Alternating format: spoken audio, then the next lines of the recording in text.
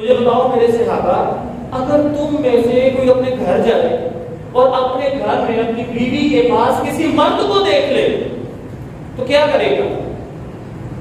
ساتھ میں عبادہ رضی اللہ تعالیٰ میں بیٹھے ہوئے تھے، فرمانے لگے اے اللہ کے رسول صلی اللہ علیہ وسلم، میں اس غیرت کے نام پر اس مرد کو قتل کر دوں گا۔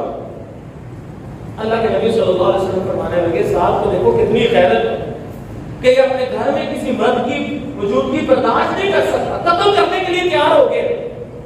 فرمایا میں محمد سعد بن عبادہ سے زیادہ غیرت والا ہوں، میں محمد سعد بن عبادہ سے زیادہ غیرت والا ہوں۔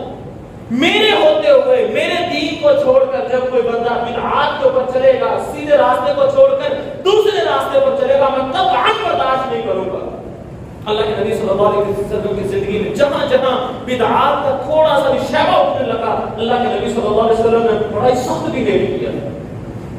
پھر ساتھ اللہ کے نبی صلی اللہ علیہ وسلم نے فرمایا اللہ کی قسم، اللہ رب العزت مجھ سے بھی زیادہ غیرت والا ہے، اللہ تعالیٰ مجھ سے بھی زیادہ غیرت والا ہے۔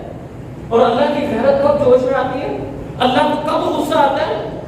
جب اللہ رب العزت کی حلال کرتا حرام کرتا چیزوں کو کوئی حلال کرتا ہے۔